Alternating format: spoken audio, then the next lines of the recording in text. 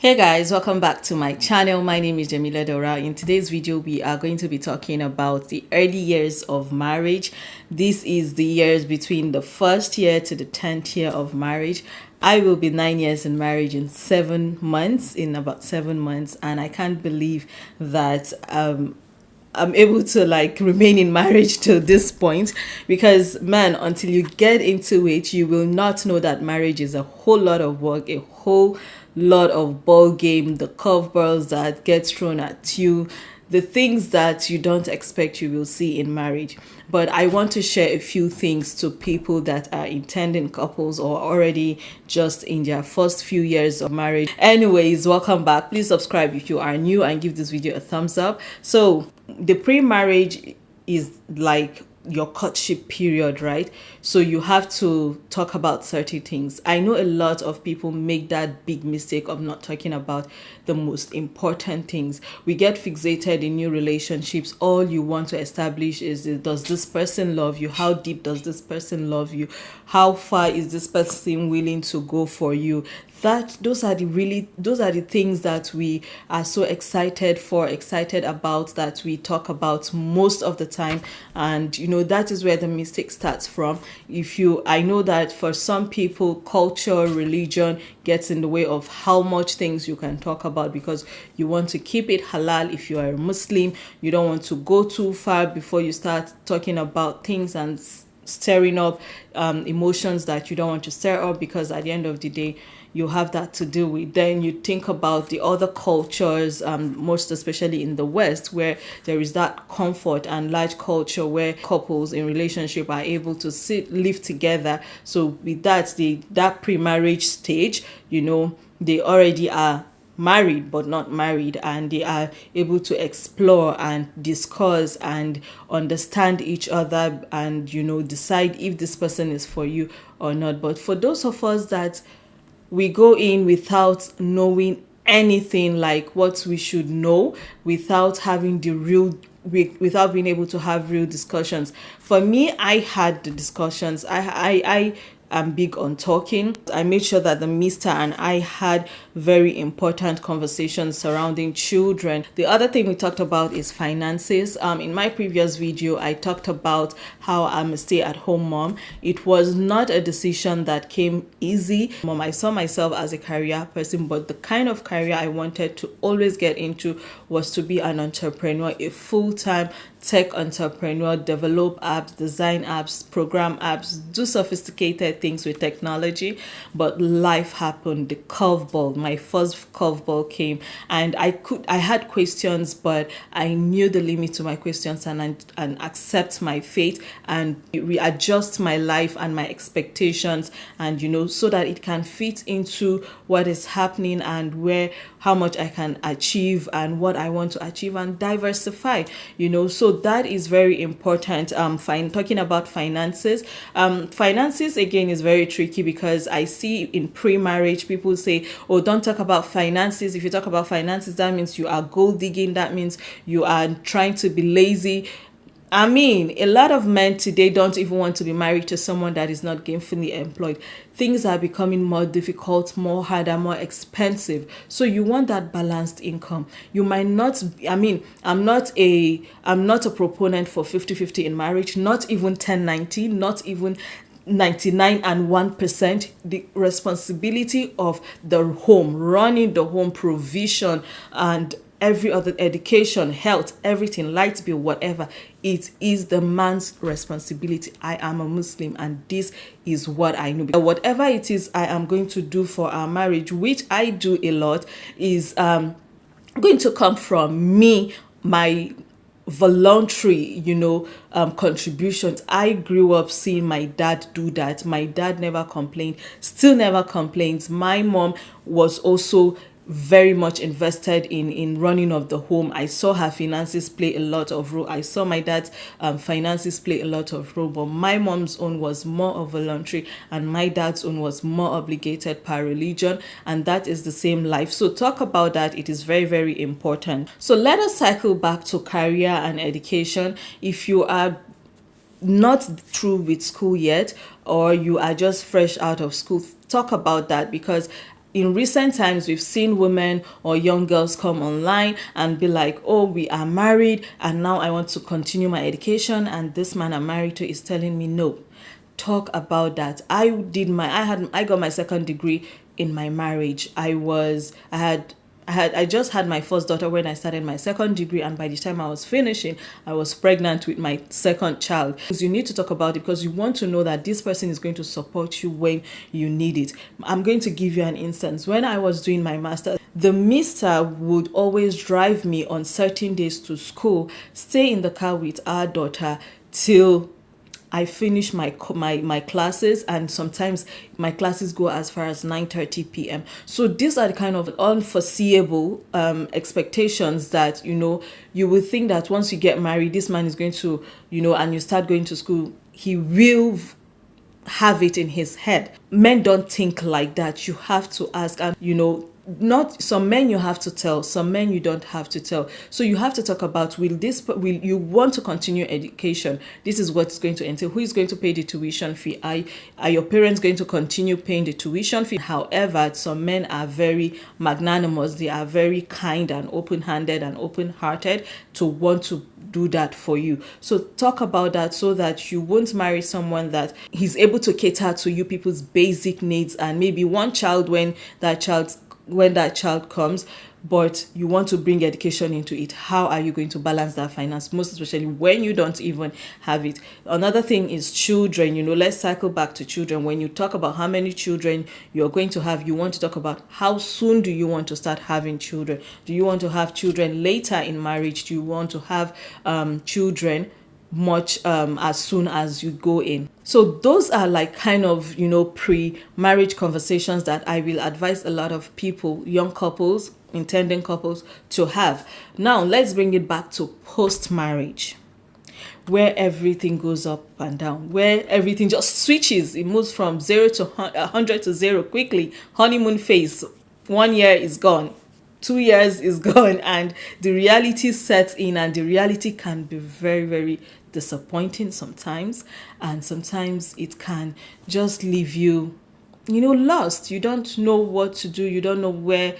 You just feel lost, and it is okay to feel overwhelmed once the reality of marriage, living together, sets in. One thing my dad told me, and I always would tell friends that are getting married, look, all these things that you people are doing before marriage is not real to an extent. The real you comes out when you get married. The real personality, the real individual that you're married to will only come out the moment you get married, because you start living together. You discover that this person is the person that drops wet towel on the bed. You discover that this person is the person that opens all the cabinets in the house and never closes it. You discover that this person is the person that stays up all night, watch movie instead of sit with you and chat with you. You will discover a lot of things, both even from yourself and the person that you're married to. But the rude awakening is always opposite. The wife discovers this, the man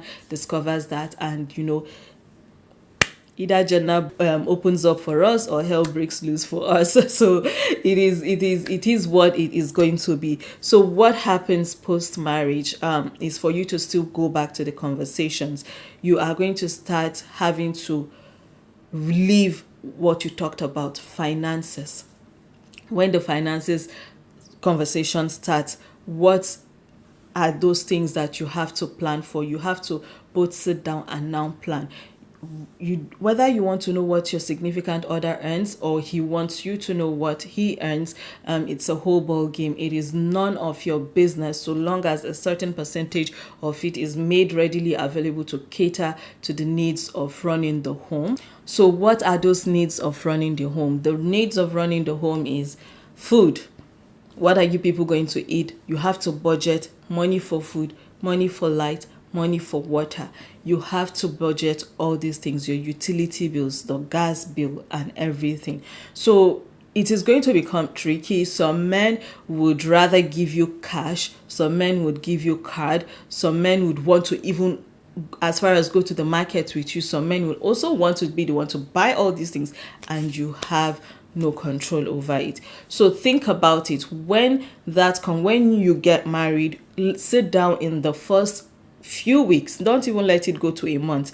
I mean, if you are a northern or Hausa girl like me, akwai the kayan gara that they bring, that the food stuff from the bride's family. Some people, depending on their capacity, provide their daughters with food stuff that would last up to 1 year. I did not get that because I was not living in Nigeria, but I know that some families go all the way out extra for that. If that is it, does that mean that the man should not give you money again for food? He is still supposed to give you certain money for other things like light bill, water bill, if you're the one taking care of it. When I just got married with Mr., he wanted me to because he is very forgetful, and I remember him always forgetting to pay the light bill and the water bill. So it now got to the point that the account got transferred, our light account got transferred into my name, my email. So I started taking care of it. So what we did was we sat down, we calculated everything that, before we even became very prudent with our spending. In our first year of marriage, we will spend $700 on food alone a month, every month. How did we do? So one day I was like, why are we spending $700 on food a month? Because we had zero budget for food stuff. We would just go to Sam's Club as newlyweds, no children, no nothing. We will pick whatever it is we want to pick. This is not me. This wasn't how I was raised, but he was doing it. And I'll just be looking at him. For me, when I pick my vegetables, pick what I want to pick, this man will keep going everywhere. One thing I knew I did most was always buying books. So, one day when we were moving to another state, and I saw the kitchen and I saw all that we had that we never ate, that I had to throw away. When we moved to a new place, I told him, look, $700 on food a month, between $500 to $700. We have a child now, we have to recalculate because we need to buy formula, we need to buy diapers, we need to buy this. And we cycled $500 for food alone, without the kids, without our daughter's need at that time, without her diaper, without her milk and all that. So that was how we started budgeting our finances. You have to learn how to separate and budget and plan your finances together. Be that wife that is pushing, that will encourage her husband to make very good financial judgments, because I know a lot of sisters out there that all they want to buy is the latest this and the latest that and the latest this. If you keep that lifestyle on a marriage that is very young, that has not really you don't even have a safety nest somewhere for both of you.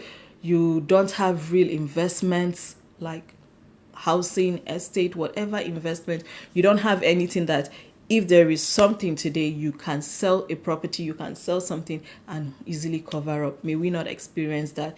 But I'm just saying that some sisters can be lost financially, because I feel like they say men make better financial judgment than women. I see that because men don't really care about aesthetics, but women, we care about that.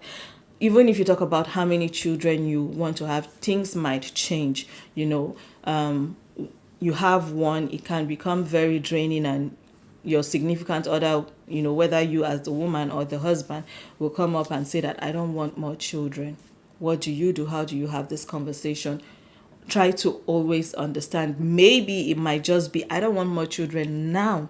Maybe they want that space, to breathe, to understand their current role or newly acquired position as a dad or as a mom. Or you have 2 and you want more, or you have 3 and you want more, or you want to adopt. These are very important conversations that are going to happen in the long haul of your marriage, and be ready and be very, very open to having that kind of conversation. For me to be biased in terms of children is for me to just say that have your children as soon as you get married. It is a lot easier to navigate, to grow up with. This is just me putting it out there, waiting 5 years after marriage, 6 years after marriage, 7 years. This is aside the woman that conceiving is not easy for, But if you are someone that you don't even know if it's easy, but do not deliberately halt that process, because I am here today. I am almost 9 years in marriage. I would have a 7 years going on 8-year-old first child if I hadn't lost her, but I have a 6 years going on 7 right now. I have a 4 going on 5, and I see that as I'm growing, these children are growing, and I still can live my baby girl life. I feel like if you can do it, do it. But if you're trying to conceive, mom, I'll put it out there. May heavens align for you and answer your prayers. Another thing I want to talk about is living arrangement. Once you get married and you start having children, if you can do it, do not have live-in maids as early as 1, 2, 3 years. This is something that I did, and I see what danger it did to me. This is a new phrase I'm making up. There is this see finish stage in marriage that I feel like people lose out on, most especially people that go into marriage with all the maids they can afford. Cleaner, here. There is going to be those hard fights, hard conversation, letting loose with each other, letting go of your wings, with each other, intimacy that needs to happen in the earliest years of your marriage. You will not be able to freely do so if you have other people living in your home with you. The walls are very thin. The kind of conversation with your first fight, you can't say or bear your heart out, and I feel like when you now have people living with you, you begin to bottle so much. A lot of things get swept under the carpet. Now, this is my experience. Even living in the States, I started to have people live in with me by my 2nd year of marriage.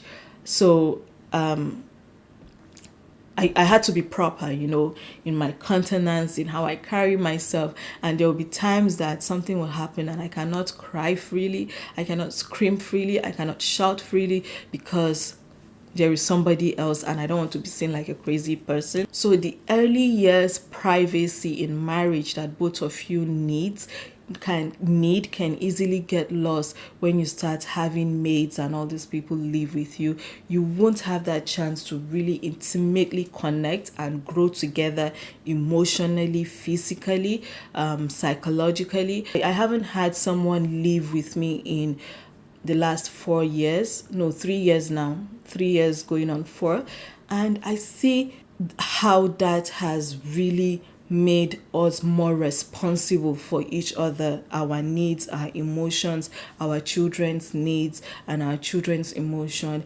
and being able to sit down and talk about things how we want to talk about it. I feel like it is the moment that is supposed to come in the early years of your marriage, where in the earlier years of your marriage, like 1st to 3rd year, whether or not you decide to have children, you can employ help, but let them not be live-in helps. So yes, I think these are the major things that, finances, children, career are the major areas that we need, that really kind of either makes or mar relationships in the early years of marriage. When you want to either over pursue things, under pursue things, there is always that effect, negatively or positively. So you need balance. All in all of this, it is balance in communication, balance in interaction, balance in roles and responsibilities. Do not be afraid to have conversations, the difficult conversations before and after marriage. It will change to a certain degree after marriage. Be more welcoming of the changes and more willing to accept it. I hope you have enjoyed this video today. Subscribe if you are new, give this video a thumbs up, and see you in my next video. Bye and stay blessed. 2 a.m. got me feeling myself all alone, but I'm loving myself.